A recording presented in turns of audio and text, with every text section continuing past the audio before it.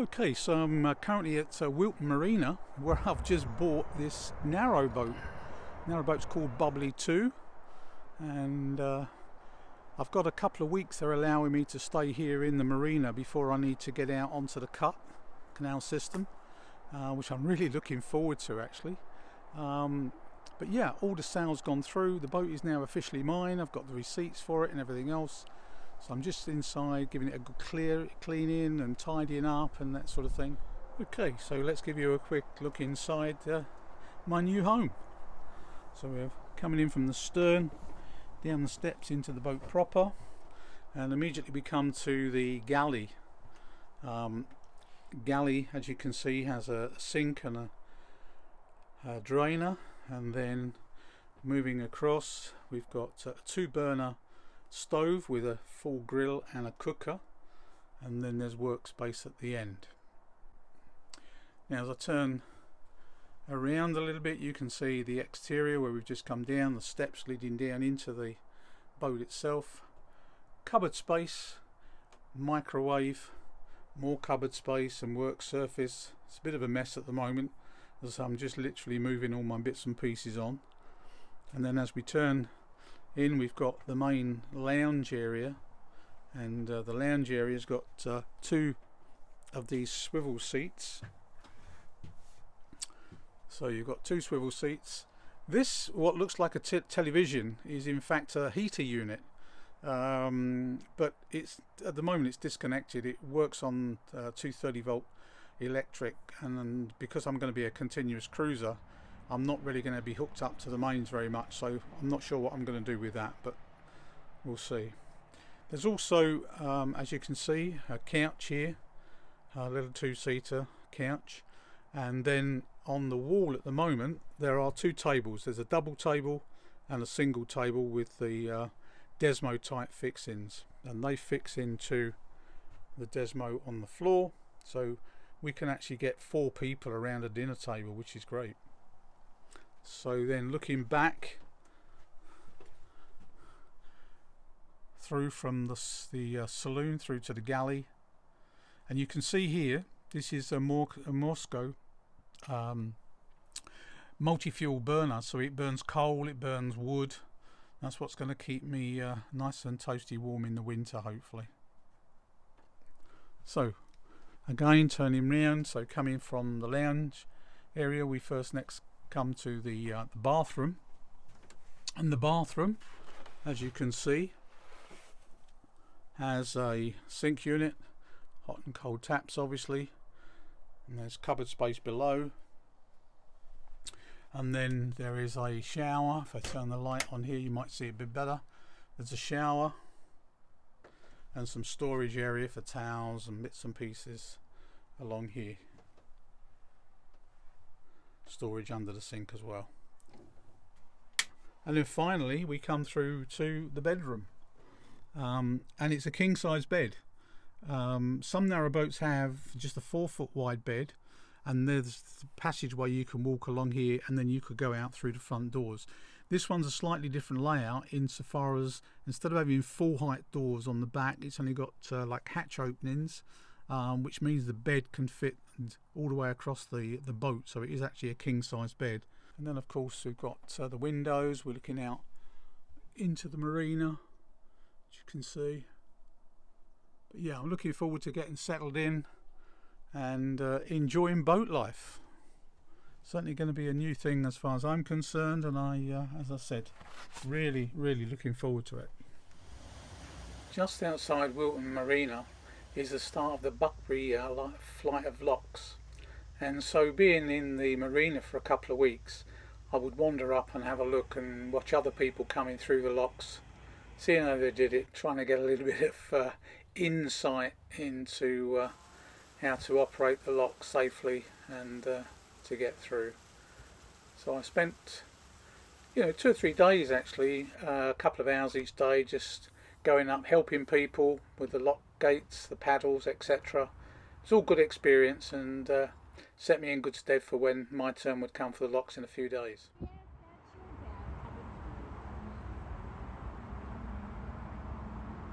Okay, so one of the other things I wanted to get done while I was at Wilton was to get a solar system fitted, and I got in touch with a company called Onboard Solar. I'd been recommended to them and had a chat with them. They gave me some recommendations as to what to fit and what I needed, and I ended up having 3 panels fitted on the roof by a chap called Gary. Come down and fixed them all up for me, wired them all in to the batteries, etc. Fitted an MPPT controller, done a superb job. Really professional, very friendly, and I can't recommend them enough, to be honest. I'll leave a link in the description to Onboard Solar should you want to get in touch. Definitely recommended though. So this is one of the panels that Gary's fitted. He's just now got to wire them all in together. So I've had 3 panels. It gives me 645 watts of power. And then I've just got to sort out my battery situation. So yeah, nice and neat and tidy.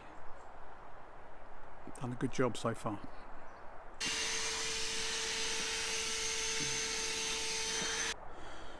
So Gary from Onboard Solar has just finished fitting my solar system for me, and as you can see I've got 3 panels which gives me 645 watts of power, and I've got an MPPT controller and all the cables as you would normally do. He's done a fantastic job. It's taken him all morning, but he's done a fantastic job. Really nice guy, very friendly, very professional service.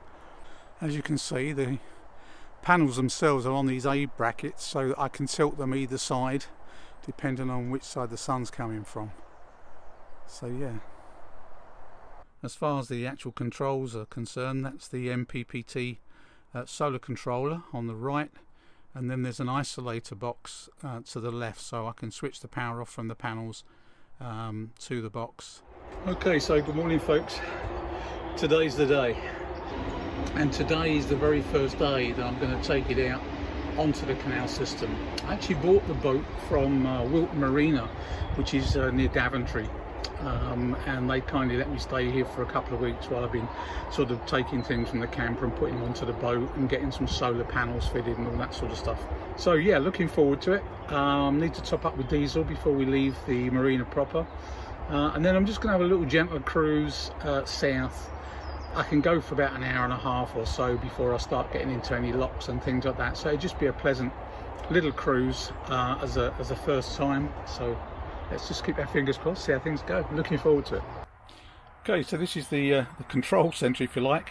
This is the throttle. It's also got a pin in the side so you can rev the engine without it being in gear. And then we've got here, we've got a battery monitor, and then we've got the various ignition and the oil lights, ignition light, etc. So see how we get on. So I'm out on the cut on my own for the first time.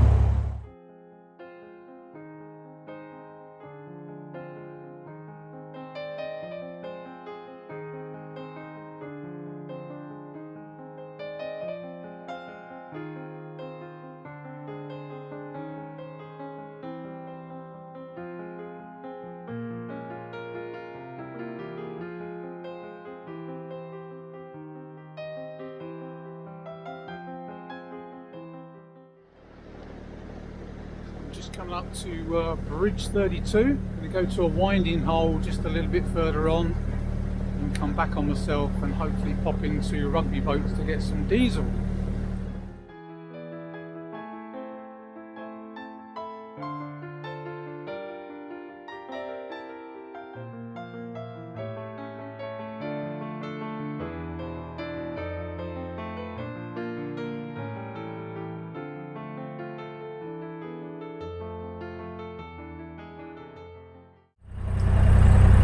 Okay, so this is my first real experience of going through a flight of locks, and I'm really lucky this morning. I was moored up outside Wilton Marina for 2 or 3 nights, and then I decided to come through the Bubbly locks this morning. There's 7 locks in total, and it looked like I was going to be on my own, so it would have been quite a feat. But then just as I got to the first lock,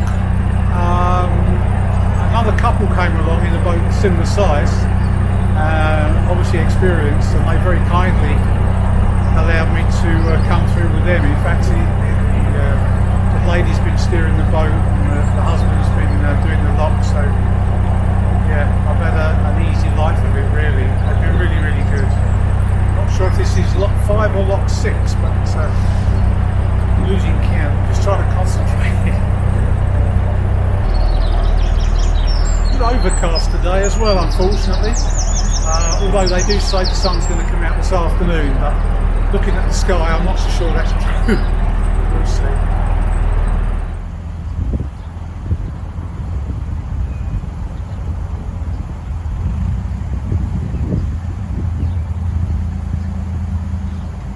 Wow, that's one shiny boat. Thank you. Wish I could drive it.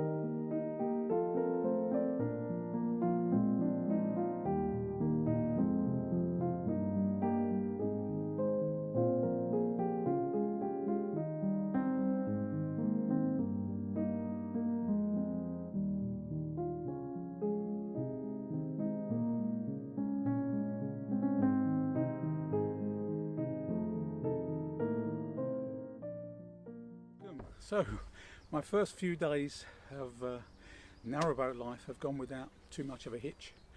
I've managed to get myself up and down the canal, the Grand Union, from Wilton down to Rugby Boats, and then back up towards the Buxbury Locks, through the Buxbury Locks, and then continue along the canal from there. And everything's gone pretty well, really. One small little bump when I was going through a little narrow passage under one of the bridges, but other than that, everything's been straightforward. And yeah, it's gone well. So I'm going to end the video here. Thanks for joining me. Hope you've enjoyed it, and if you have, please consider subscribing. It's completely free, helps me a lot, and press the little bell icon and you can get notified whenever I upload a new vlog. Join me on the next time when I'm going to sort of pluck up the courage to go through the Braunston Tunnel, which is just under 2 kilometres in length. So that's going to be another, challenging sort of thing to do. So that's what I'm looking forward to next. And then I'm going to make my way up towards Braunston and the Oxford Canal. So join me next time. Thanks for watching.